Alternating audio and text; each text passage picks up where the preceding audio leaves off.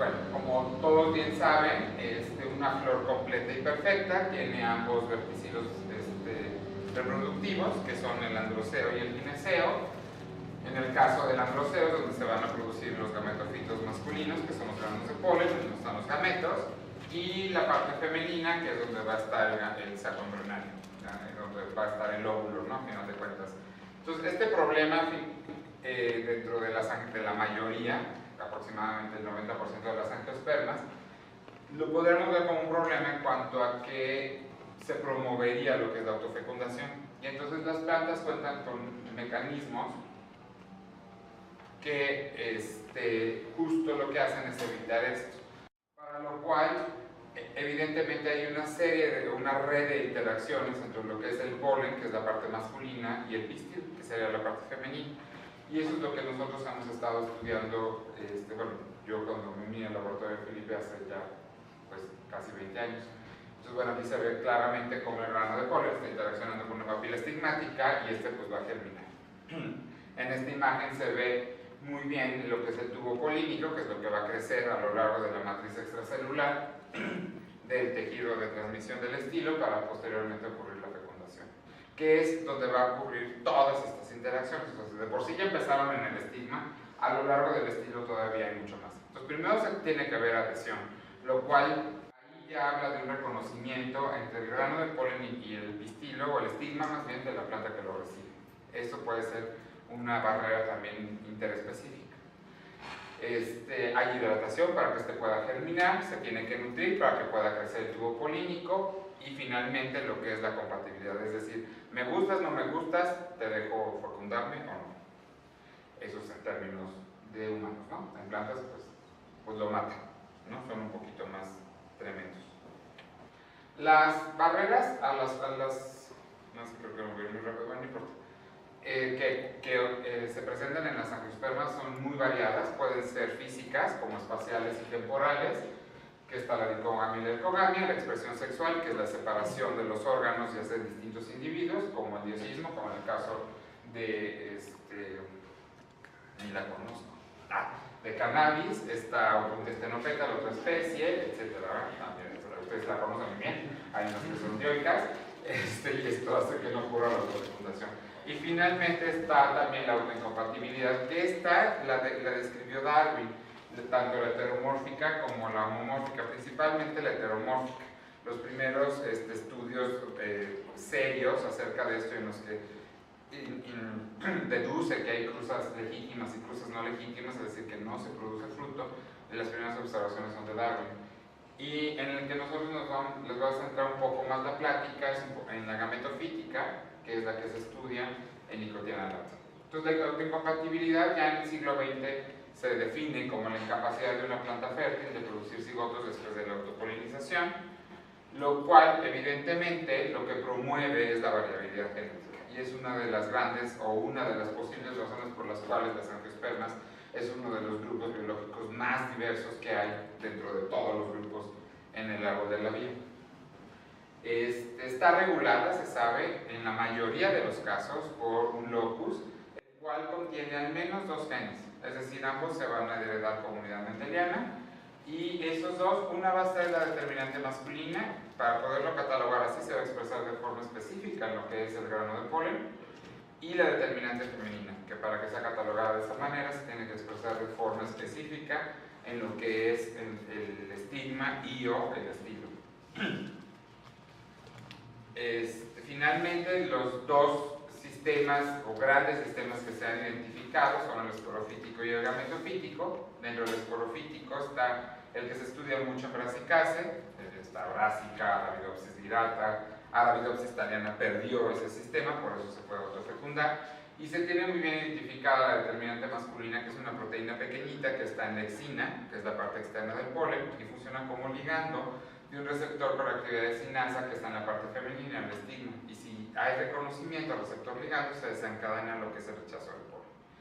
En el caso del gametofítico hay dos sistemas, el de las solanáceas, rosáceas y plantagináceas, que la determinante masculina está un poco en discusión, sí está demostrado, pero bien no se sabe cómo ocurre esta interacción con la femenina, La masculina es una proteína con caja F, que lo que se encarga es de degradar a una proteína por medio del proteosoma, y la femenina es una ribonucleasa. Entonces, esto claramente da que tiene un efecto citotóxico la parte femenina sobre el polen.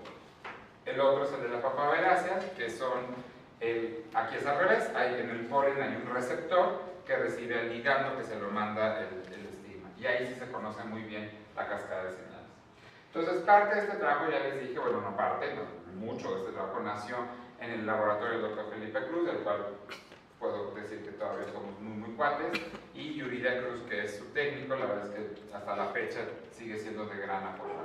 Entonces, ¿cómo funciona esto? En general, lo que ocurre es que el polen de la misma flor es rechazado o del mismo individuo o de una genéticamente muy cercana, una hermana, ¿no? Promoviendo así lo que es la polinización y fecundación cruzada.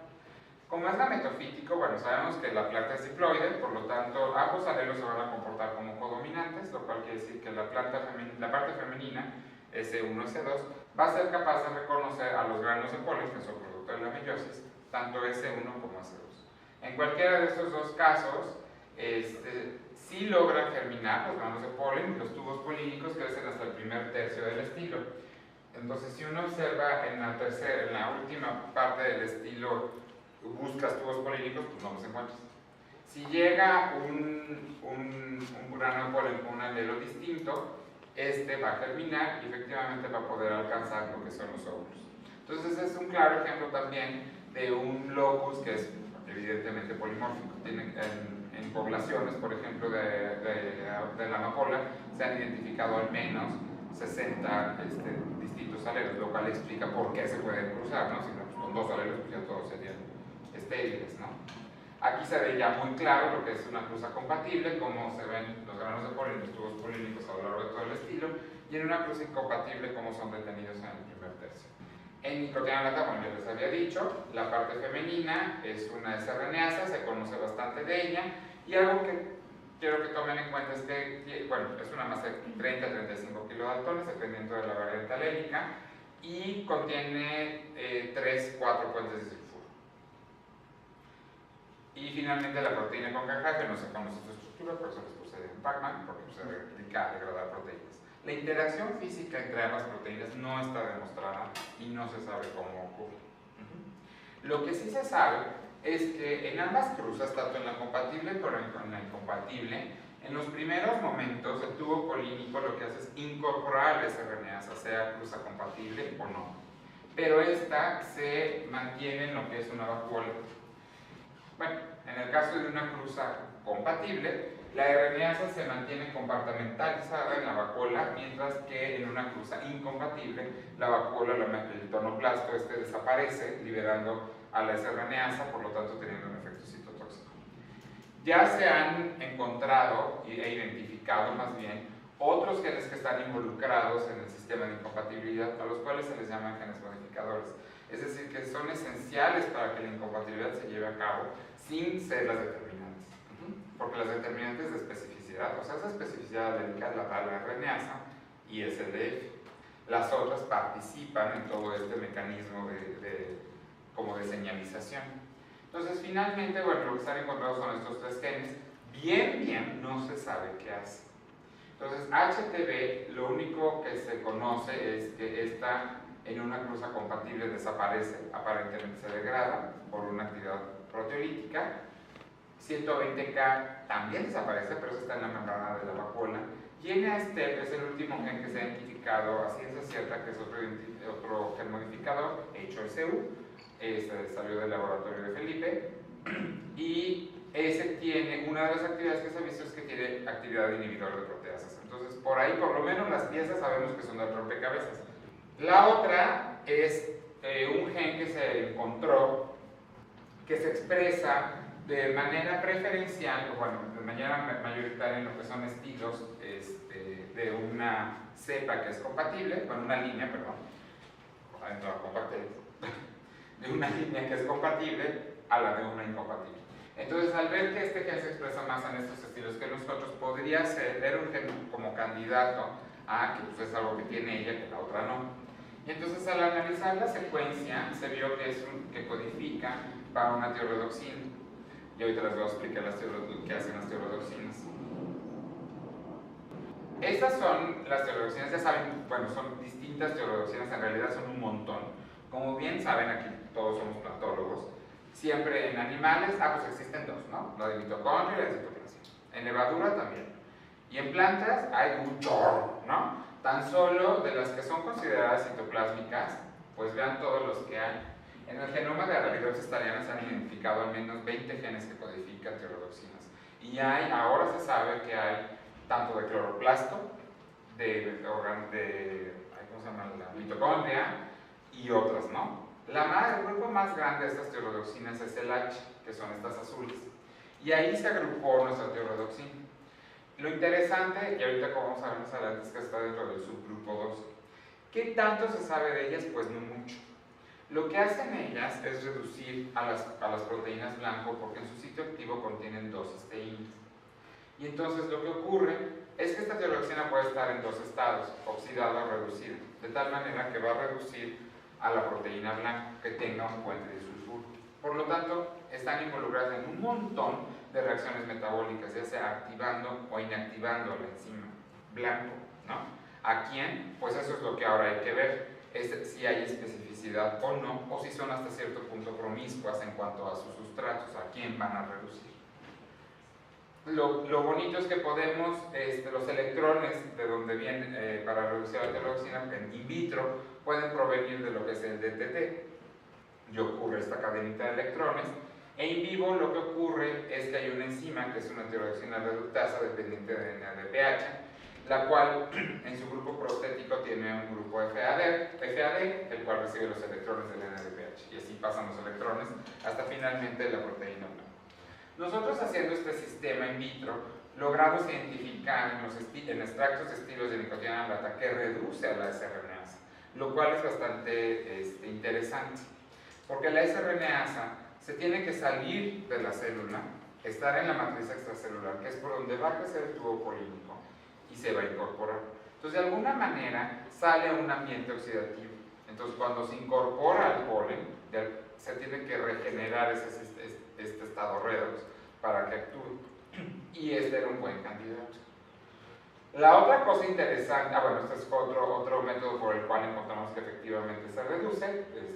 La pasamos por una columna que pega proteínas con puentes de sulfuro, no es cierto, con grupos tiorvecinos, es decir, que son producto de la reducción de un puente de sulfuro, y se pegan a la resina. Y efectivamente la RNasa se pega cuando es reducida por sí es reducida por la tiorredoxina.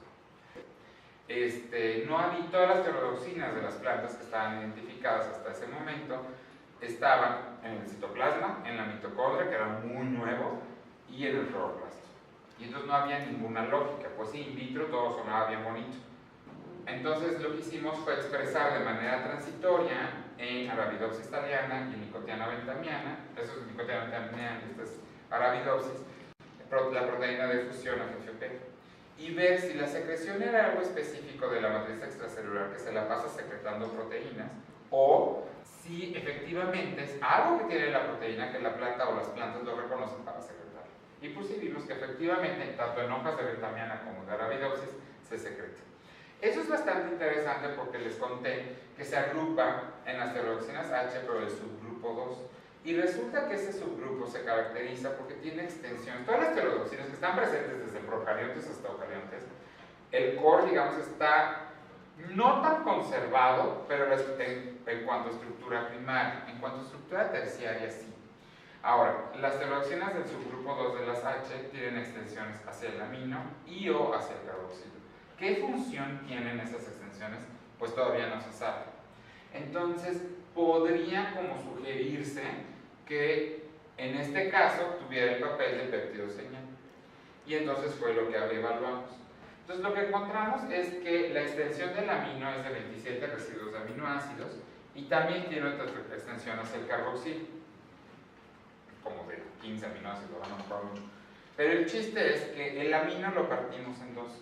Entonces, ¿por qué? Porque había un algoritmo que decía, pues si hay un sitio de corte entre la posición 16 y 17, pero con una probabilidad del 53%, era demasiado bajo.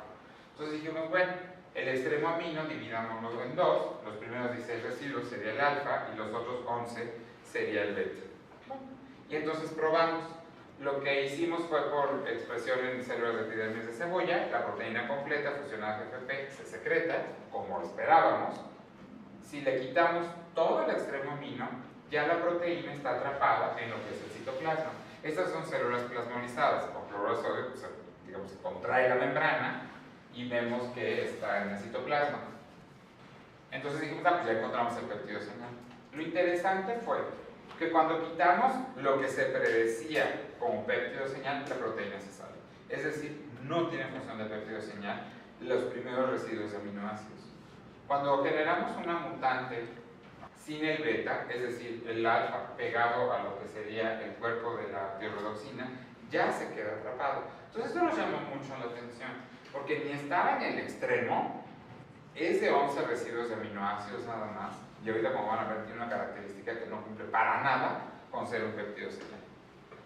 La característica de los péptidos señal es que están generalmente de plano en el extremo amino y son hidrofóbicos. El extremo carboxilo no sirve, no tiene función en cuanto a la secreción, pero solo este dominio beta sí es capaz de dirigir la secreción de la GFP, lo cual está bastante interesante. Esos 11 residuos son suficientes para la secreción de la proteína. Si vemos el perfil de hidrofobicidad, es completamente opuesto a lo que esperamos. Este es el de la tiorredoxina y este es el de una proteína de secreción clásica. Entonces todo eso nos hacía pensar que seguía una ruta de secreción no convencional, la cual en plantas no está reportada. ¿Qué quiere decir una ruta no convencional? Generalmente las proteínas que tienen péptido señal son reconocidas por un factor que se llama SRP. Entonces, en cuanto va saliendo el péptido, SRP lo reconoce y se lleva todo este complejo que es el ribosoma, proteína naciente, mensajero, se los lleva al ribosoma para que se lleve a cabo la traducción hacia el retículo. En levadura se ha visto que hay proteínas que no tienen péptido señal y aún así se secretan. Principalmente esos estudios se han hecho en levadura y nosotros dijimos, pues voilà, tenemos algo que se sale de una manera no convencional. Entonces, para ver esto, hicimos primero ensayos de microscopía electrónica para ver dónde podíamos encontrar a la tiorredoxina. Y la encontramos principalmente asociado a cuerpos membranosos, lo cual quiere decir que al menos sí usa los elementos de la vía clásica, es decir, tanto retículo como Golgi, como vesículas de secreción. De hecho, sí la encontramos en vesículas. Aquí viene la micrografía esta, que se ve esta vesícula que está vaciando su contenido hacia la matriz extracelular y ahí está localizada la tiorredoxina. Entonces, pues no se está saliendo tanto por una vía no clásica. Para demostrarlo, lo que hicimos fue ponerle a la proteína de fusión un marcador, un péptido, que si pasa por retículo se queda atorado. Y efectivamente se queda atorado el retículo endoplásmico, como esta otra que sabemos que es de secreción convencional. E inclusive el dominio beta solito hace que el GFP se vaya por retículo. Cuando tratamos a las células con brefedina A, que es una toxina que descuachalanga al aparato de Golgi, lo que ocurre es que ya esas proteínas que se deben de secretar por Golgi ya no se secretan.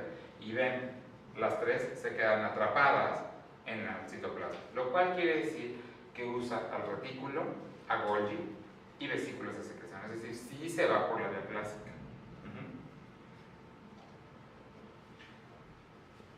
Pero sigue el cuestionamiento de cómo le hace para montarse el retículo. Si vaya, SRP lo que ve es la hidrofobicidad del péptido señal y nuestro péptido señal es hidrofílico. Entonces nomás no podemos explicar ese reconocimiento aún. Lo que sí es, pues bueno, vamos a ver qué otra función podría tener los distintos cachitos o motivos o extensiones que tiene la tiorredoxina. Ya habíamos encontrado que esta interacción es muy fuerte, es RNasa NATRXH.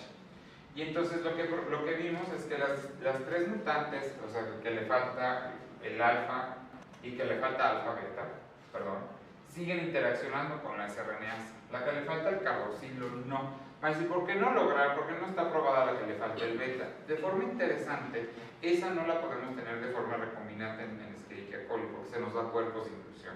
Entonces, quiere decir que el dominio beta, que es el que sigue, esperemos, está aquí el alfa en naranja, en azul está el beta, es decir, sí se distinguen los dos. Esa es una predicción in silico de la estructura terciaria de la tiroidoxina, y de forma interesante vemos que el alfa y beta, que nosotros los separamos así por como se estaba el alineamiento, efectivamente están separados en la proteína. Y lo que está en verde es la colita del carboxilo. Esa colita del carboxilo es fundamental para su interacción con la sRNasa. Es decir, eso es lo que hace que tenga especificidad contra la ribonucleasa de nicotinamida. De manera muy interesante, lo que ya encontró el laboratorio de Felipe Cruz es que de las mutantes sí siguen interaccionando con la RNasa, pero no las reduce. Es decir, con el carboxilo sí se pega la RNasa, pero ya no la reduce, es decir, lo acomoda de forma distinta. Eso está bastante padre. Ahora, ¿qué le hace la reducción? ¿Se acuerdan de los ensayos clásicos de estructura terciaria de las proteínas, en el que si ustedes desnaturalizan y tratan con DTT, por ejemplo, a una RNasa, pierde su actividad? Conforme va quitando el DTT, la RNasa, tuvieron mucha suerte, se va otra vez recuperando la estructura y recupera su actividad. Bueno, lo interesante es que si ustedes tratan a la sRNasa con DTT, la actividad se va para abajo. Pero si la tratan con la tiroidoxina, la actividad se superdispara, es decir, la activa. Lo que no hace con una RNasa de E. coli. Es decir, es muy específica en cuanto al sustrato. Eso es bastante bueno. Ahí va. Las flechas no le gustan. Es ver cuáles son las posibles vías. ¿Qué sabemos de las vías? El tercio señal es reconocido por SRP, que debe estar en el extremo amino e hidrofóbico. Eso ya lo descartamos. Aunque use los elementos de la vía clásica, que utiliza Golgi y al retículo, lo vamos a descartar por la simple interacción de SRP. Entonces tenemos que identificar a otro tipo SRP. Entonces vamos a ver las vías alternas. Se sabe que hay vías independientes de retículo de Golgi o de ambos. Este no es el caso. Sí se va por retículo, por Golgi, por vesículas, ¿no? Hay una translocación posttraduccional. Eso es algo que queremos también evaluar. En eso estamos trabajando, vamos a trabajar. Porque es posible, y se ha visto que hay proteínas que se traducen en el citoplasma, como pasa con las mitocondriales o con factores transcripcionales, que de alguna manera exponen lo que es el péptido de tránsito, ya sea al núcleo o a la mitocondria, y se van para allá. En este caso podría ser que se exponga el beta y se vaya al retículo para seguir luego la vía de secreción. Esa es una posibilidad. O que haya un transportador justo, tipo GPI se le llama, que lo que hace es transportar las proteínas hacia el retículo. Todavía no sabemos bien qué es lo que está ocurriendo. De alguna manera, lo que hicimos fue expresar de forma recombinante a las distintas versiones de la tiroidoxina y también sobre el dominio beta fusionados a GFP. En caso de que encontráramos lo que encontráramos, se salieran o no se salieran, también lo que hicimos fue expresarlas sin GFP, porque podríamos ver que GFP estorbara en la secreción en otro modelo, ¿no? No estamos en plantas. Para nuestra, pues digamos, fortuna, o es un resultado agridulce, lo que hicimos fue, bueno, por distintos métodos de extracción de proteína total de la levadura, es decir, solo con fosfatos, o sea, siendo muy suaves, claro, con perlas de vidrio, o poniéndole cloruro de sodio para soltar proteínas solubles que estén en el citoplasma, y finalmente con tritón, para romper, aislar las proteínas. Lo que encontramos, bueno, lo que nunca encontramos fue, concentrando lo más que pudiéramos el medio extracelular, no logramos localizar a las tiroidoxinas. Estas son las distintas versiones de la tiroidoxina sin GFP. Y siempre las encontramos en el extracto celular. Estos son NRXH, esos son histidinas. Le pusimos una cola de histidinas. Va a decir, pero la banda está súper pobre, está paupérrima, yo casi lloro. Y ahora vemos por qué. Cuando está fusionado a GFP, no todas las levaduras se expresan. O sea, a pesar de que sí recuperan la ausotrofía porque tienen el plásmido y crecen preciosas, no todas lo expresan.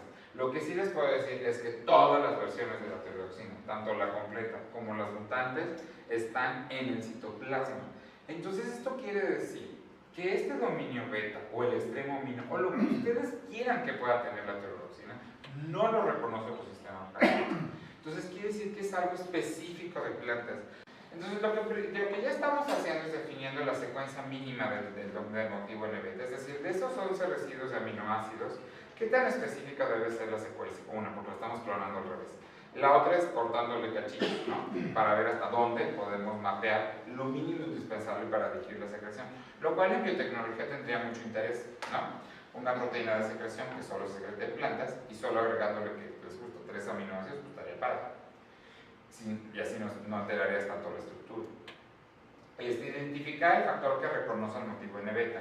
Lo que estamos haciendo es, bueno, vamos a hacer es tener el péptido, pegarlo a una columna y pasarle extractos de plantas para ver quién se pega y ver si podemos localizar o identificar a este factor que sabemos, estamos seguros por cuestiones o caracteres bioquímicos que no hace el CRP. Ya estamos generando, si ya las tenemos, ya las estamos seleccionando plantas transgénicas de Arabidopsis thaliana con las diferentes versiones de la tiroxina funcionales a TFP.